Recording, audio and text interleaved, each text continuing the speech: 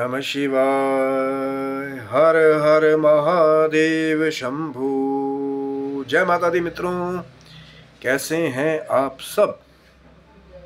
मित्रों, क्या होगा यदि हम अपने इस बुद्धि का पूरा पूरा प्रयोग करेंगे। लूसी फिल्म बहुत सारे लोगों ने देखी होगी, जिन्होंने नहीं देखी है वो भी चर्चा में बने रहें। उससे ही जुड़ी हुई चीज के बारे में आज बात करने वाले हैं। शिव शक्तो हम चैनल पे आप सबका हार्दिक स्वागत है। आशा करता हूँ आप अपने स्थान पर कुशल मंगल से होंगे। भगवान शिव जी की, माँ जगदम्बा की कृपा सदा आपके पर बनी रहे, यही हमारी शुभकामनाएं है। चैनल पे यदि नए हैं तो चैनल को सब्सक्राइब कर लें, ताकि हमारे द्वारा बनाई हुई कोई भी वीडियो सबसे पहले आपको प्राप्त हो। वीडियो में दिखाई जाने वाली जानकारी यदि आपको अच्छी लगी तो जरूर लाइक करें, शेयर करें, सब्सक्राइब करें, क्योंकि चैनल को जब आप सब्सक्राइब रखते हैं तो जो नित्य हमारी कोशिश होती है कोई ना कोई ज्ञान की चर्चा से जुड़ी हुई वीडियो लाने की, तो वो सबसे पहले आपको ऑटोमेटिक प्राप्त होती है। और वीडियो को जब आप शेयर करते हैं तो कई और भी ऐसे हमारे भक्त हैं जो सब्सक्राइबर नहीं है, वो भी उसका लाभ उठा सकते हैं।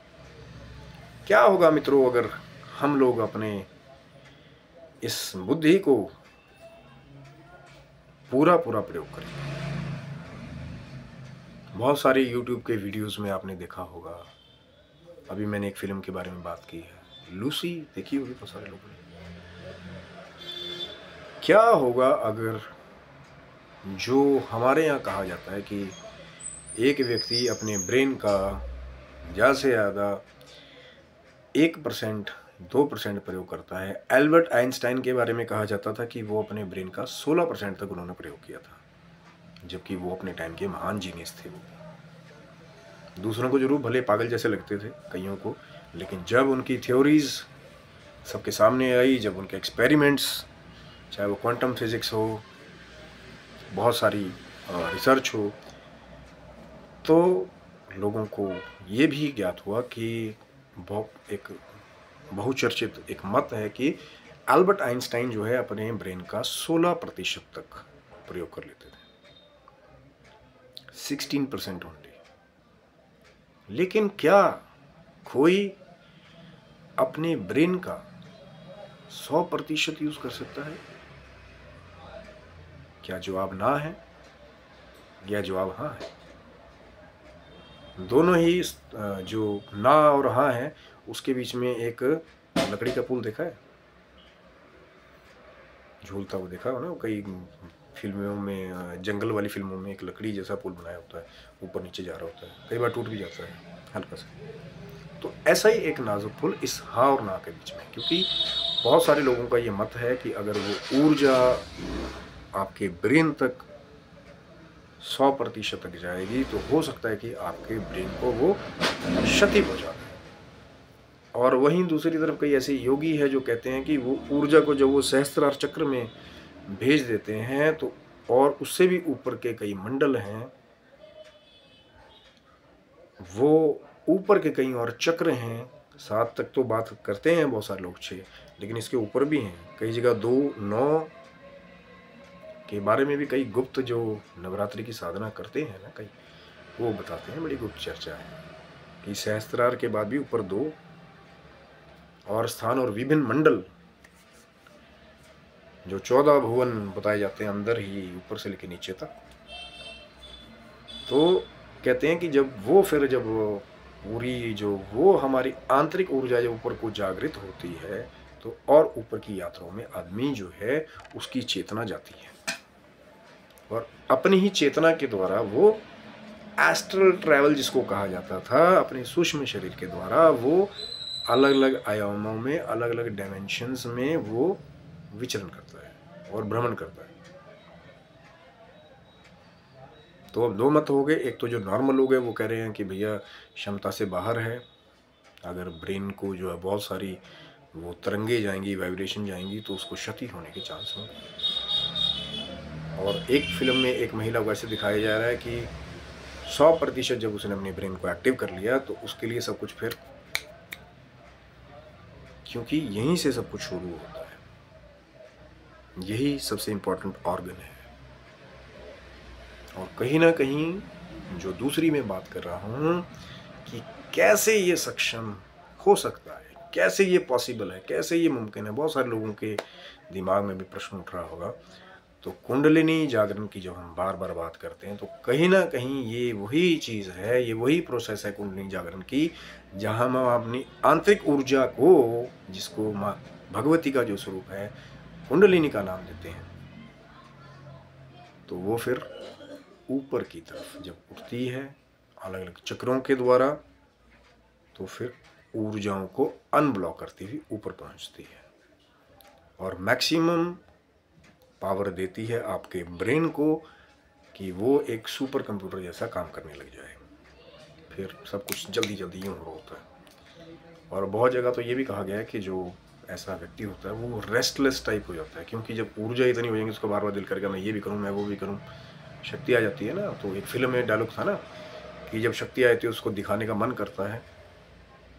तो बिल्कुल ऐसा होता है कि जो ऊर्जावान आदमी होता है तो फिर उसकी एक्टिविटीज़ में भी फ़र्क हो जाता है। अब एक आदमी है वो एनर्जी लो वाला है, बीपी लो है, वो उठ भी नहीं पा रहा है, टांगे काँप रही हैं, बैठा हुआ है। और एक बीपी हाई वाला है वो रिलैक्स ही नहीं हो पा रहा है, यहाँ कभी वहाँ जाऊँ, बहुत प्रेशर पड़ रहा है, प्रेशर पड़ रहा है, प्रेशर पड़ रहा है। लेकिन वो बीपी हाई, ब्लड प्रेशर का हाई होना है, एक बीपी लो ब्लड प्रेशर का लो होना है। लेकिन एक आंतरिक सूक्ष्म ऊर्जा है जिसका फिजिकल वर्ल्ड से ज़्यादा कोई एक मेल नहीं है। हाँ, एक तालमेल जरूर है हर किसी का, एक प्लेन से दूसरे में वो जुड़े हुए हैं चीज़ें।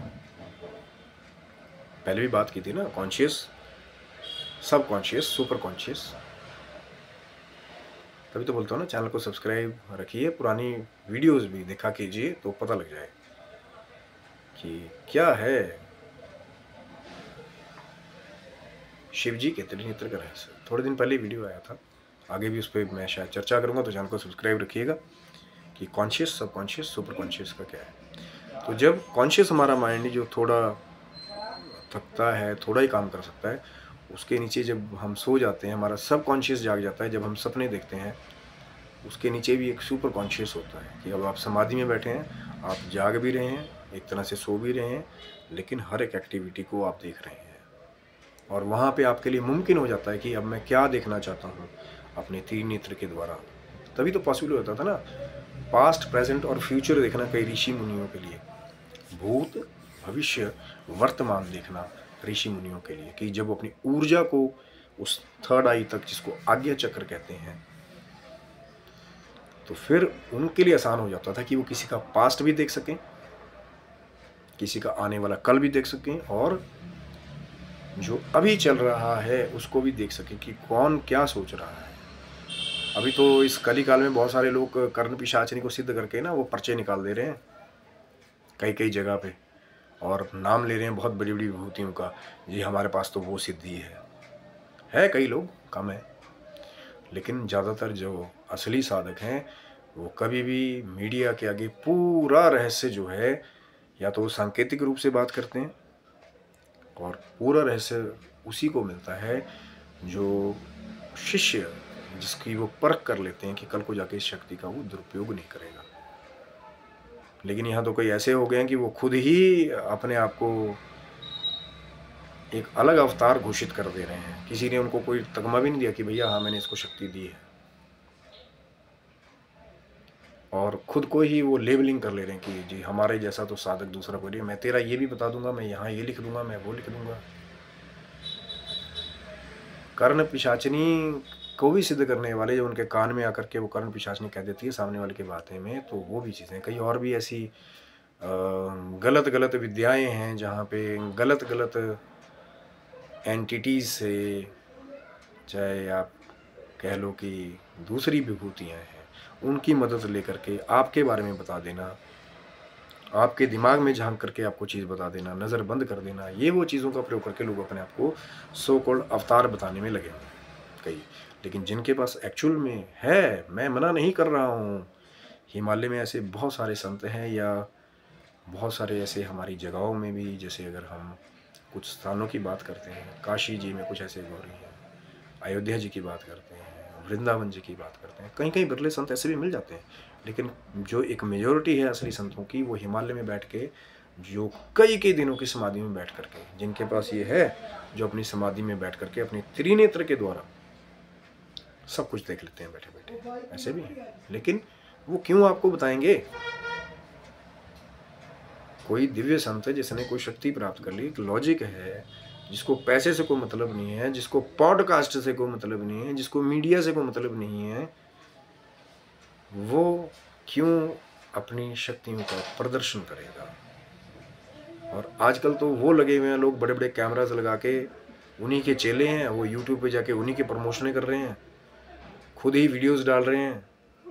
महाराज जी तो बहुत चमत्कारी हैं, सही में महाराज जी बहुत चमत्कारी हैं, कि ऐसा चमत्कारिक चैनल बना दिया कि भोले भाले लोगों को थोड़ा सा नकली शहद चटवा करके असली शहद का लेबल खा ले रहे हैं, कि हमारे जैसे संसार में दूसरा कोई है ही नहीं।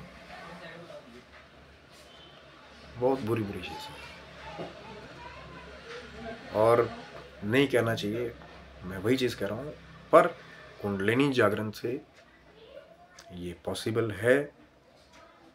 कोई कुछ एक ऐसे मंत्र हैं माँ भगवती के, भगवान शिव के, जो आज्ञा चक्र को भी एक्टिवेट करने का काम करते हैं। लेकिन सबसे जो सुरक्षित चैनल वो ये कि नीचे से जब आपकी ऊर्जा ऊपर को जाती है धीरे धीरे, एकदम से 440 वोल्ट का झटका खाओगे कि आज ही जागृत हो जाए, आज ही जागृत हो जाए। हाँ जी महाराज जी ने वीडियो बनाया, 1 मिनट में मैं बैठ जाता हूँ, मंत्र बताओ महाराज जी फटाफट, अभी आज ही जागृत करूँगा।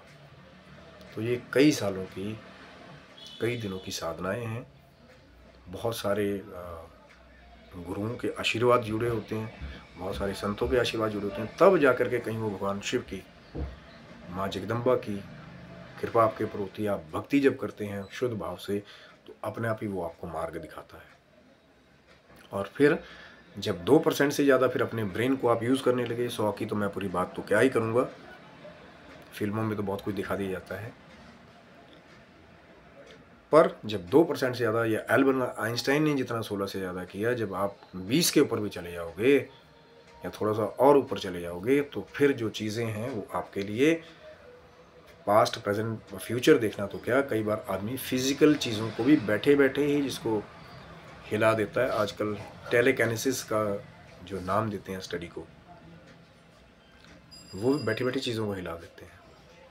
कई लोग गायब हो जा रहे हैं अपने स्थान से, कई लोग बड़े बड़े ट्रकों को हिला दे रहे हैं। यूट्यूब पर भी बहुत सारी वायरल वीडियोस है को आदमी ट्रक को ऐसे उठाया साइड कर दिया। एडिटेड की बात नहीं कर रहा हूँ, जो असली क्लिप्स हैं। कई हैं शक्तियाँ लोगों के पास सुपर नेचुरल, लेकिन बेवजह फिर वो छुपते हैं लोगों से, कि प्रदर्शन नहीं करना चाहते जिसके पास एक्चुअल होता है। जो एक्चुअल किलर होता है ना, साइलेंट किलर, वो नहीं सबको बताता, पर्चे मारते उठता मैं किलर हूँ, मैं किलर हूँ। वो तो जाएगा, किल करेगा और निकल जाएगा। और जो सबसे जो छुटंकी टाइप के होते हैं, वो मजे ले रहे होते हैं पर्चे पे, हम तो ये कर देंगे, हमारे पर हम कट्टा रखते हैं, हम ये रखते हैं, वो करते हैं, फलाना ये वो, और होता कुछ भी नहीं है। जब कोई ऐसा तगड़ा आता है ना, कि वो एक में गिरा देते हैं उसको, कई बार तो ऐसा भी। और जो असली हैं वो आते हैं, वो किल करते हैं। वो जो असली साधक हैं, वो अपनी साधना को छुपा के रखते हैं कि उसमें कोई विघ्न पैदा ना करे। अब अगर मैं, अब छोटी सी बात, अगर आप रोज ही दिव्य दरबार लगाने लग जाओ, तो साधनाएं कब करोगे मेरे भाई? एक साधक है वो जो दिन में 10-10 घंटे समाधि ले रहा है, या कई कई महीनों की समाधि के लिए जा रहा है, क्या ये संभव है? हाँ बिल्कुल संभव है। कई कई महीनों की समाधि में भी कई लोग चले जाते हैं, जिसको डॉक्टर्स कई बार कोमा का नाम दे देते हैं। बट दोनों सिमिलर चीज़ें हैं। बट बॉडी का पैरालाइज होना एक अलग चीज़ है, और खुद समाधि को जो है आज तक साइंस भी पूरी तरह से एक्सप्लेन नहीं कर पाई है, जहाँ पे कुंडलिनी का वो हायर प्रारूप देखने को मिलता है।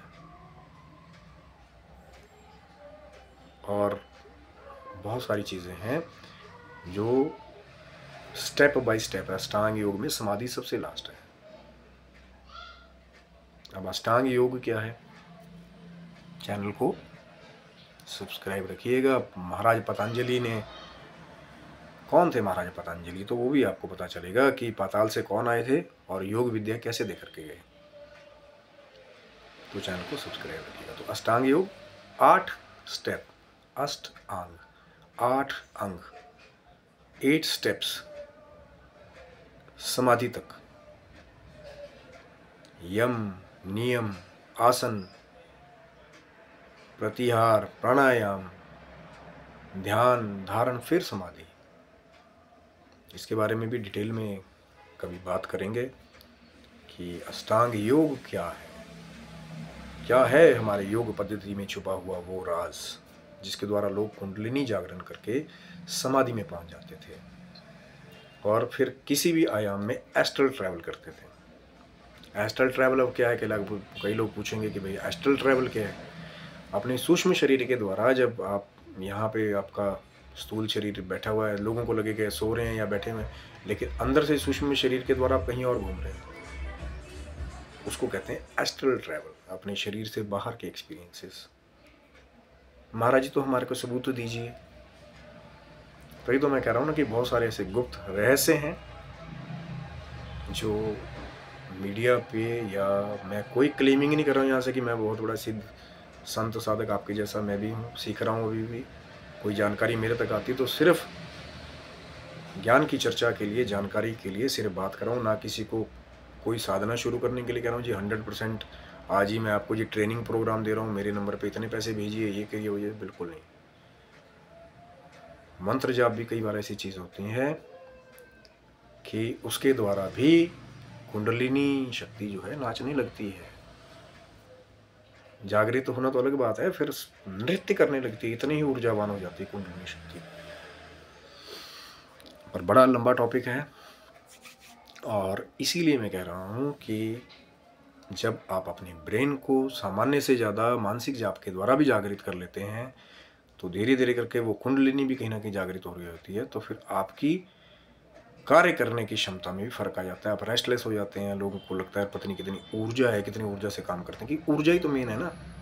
हम क्या बोलते हैं लोगों को, अगर कोई हमारे को 10वीं माले पर चढ़ने को बोले, यार हमारे अंदर एनर्जी नहीं है, और जब एनर्जी आ जाए तो फिर 20 माला में चढ़ जाओगे। ये एनर्जी का खेल है। ये फिजिकल स्थूल शरीर की बात नहीं कर रहा हूँ कि ये मैं 10 किलो चावल खा लूँगा तो बहुत एनर्जी आ जाएगी। जो हमारी सूक्ष्म ऊर्जाएं हैं, अंदर की आत्मिक ऊर्जाएं हैं, जिनका कोई एक तरह से बैरियर नहीं है। स्थूल शरीर की एक लिमिट है, लेकिन जो अंदर के शरीर है, अंदर की वो कुंडलिनी पावर है, वो एक अपार शक्ति है। लेकिन बैलेंस करना उसको अलग अलग काम है। बोला ना एकदम 440 वोल्ट का झटका लोगे तो फिर तुम्हारा क्या होगा कालिया। इसीलिए धीरे धीरे बढ़ेंगे तो गिरोगे भी नहीं और मजबूत रहोगे। तभी तो मैं कहता हूँ ना कि यार धीरे धीरे बढ़िए। और जो बैठे हुए हैं ना बड़े बड़े मंचों पर, हम तुम्हारे को 2 मिनट में दे देंगे, 2 मिनट में दे देंगे, भैया 2 मिनट में नूडल बनती है, वो भी ज़्यादा स्वाद नहीं होती कई बार। तो ये तो अंदर की उन शक्तियों को जागृत करने की बात है जो एक आम आदमी से लोगों को महान विभूति में बदल देती है। वो छुपे हुए रहस्य हैं ये, जो आपको 2 मिनट के अंदर कोई बोलता है कि पैसे लेकर के आपको दे दूंगा, ठीक है, कोई ट्रेनिंग प्रोग्राम चला रहा है, वो उसका भी कोई टाइम होगा ना। 3 महीने बेसिक प्रोग्राम है, 6 महीने, कोई बोल रहा है कि 2 मिनट में आपको दे दूंगा जी, मैं बैठे बैठे आपकी नज़र यहाँ से खोल देता हूँ जी। तो बहुत सारे आजकल लोग इसमें लगे हुए हैं। और सबसे बुरी बात क्या है कि फिर साधकों का ऐसा विश्वास आध्यात्मिक चीज़ों से तोड़ देते हैं कि फिर मुड़ करके वो कहते हैं कि अध्यात्म में कुछ नहीं रखा हुआ, लुटेरे भरे हुए हैं। पर भुगतना पड़ेगा उन लोगों को भी जो किसी निर्बल के साथ गलत कृत्य कर रहे हैं, इनोसेंट भोले भाले लोगों को मूर्ख बनाने काम कर रहे हैं। तो वो किसी दूसरे को मूर्ख नहीं बना रहे, वो खुद को ही मूर्ख बना रहे हैं। क्योंकि एक दिन जिस दुकान में वो सामान भरे जा रहे हैं ना, एक दिन ऐसी चिंगारी लगती है फिर कि सब कुछ 1 मिनट में खाक हो जाता है, और उसके बाद भी उनको बहुत सारी चीज़ें भुगतनी पड़ती है। तो ईमानदारी से सच्चा जो मार्ग है जरूर कठिन है, जो सात्विक योगिक मार्ग है जरूर टाइम लेता है, लेकिन अंत में आपको बहुत सारे चमत्कार और ऐसी ऐसी एक्सपीरियंसेस भी कई बार होते हैं कि आप कहेंगे कि वाह यही ज़िंदगी है। पर धीरे धीरे slow and study wins the race. तो बने रहिए धीरे धीरे। अभी तो कुंडलिनी जागरण की और भी बहुत सारी जो जुड़े हुए चीज़ें हैं शायद उनके बारे में बात करेंगे, तो चैनल को सब्सक्राइब रखिएगा। कोई चीज़ नहीं अच्छी लगती है तो आप कमेंट में कर सकते हैं, पर मर्यादा का ख्याल रखिए। सरल शब्द भाषा में हमें बताइए, कई बार कुछ चीज़ें हम लोग मिस कर देते हैं। अगर आप चाहते हैं कि इस बारे में बात की जाए तो कमेंट बॉक्स में आप लिख सकते हैं। टाइम ज़रूर ज़्यादा लगता है लेकिन बड़ी साधनाएँ हैं, बड़े एक्सपीरियंसेस हैं, और ये जो टाइम आप लगा रहे हैं हो सकता है आपको बहुत टाइम वर्थ चीज़ आपको दे करके जाए। तो आप स्वस्थ रहें, मस्त रहें। भगवान शिव की कृपा, माँ जगदम्बा की कृपा आप पर, आपके समस्त परिवार के ऊपर बनी रहे। आप स्वस्थ रहें, मस्त रहें और अपने जीवन की भौतिक और आध्यात्मिक उन्नति की ओर हमेशा अग्रसर होते रहें। तब तक के लिए हर हर महादेव, जय माता दी।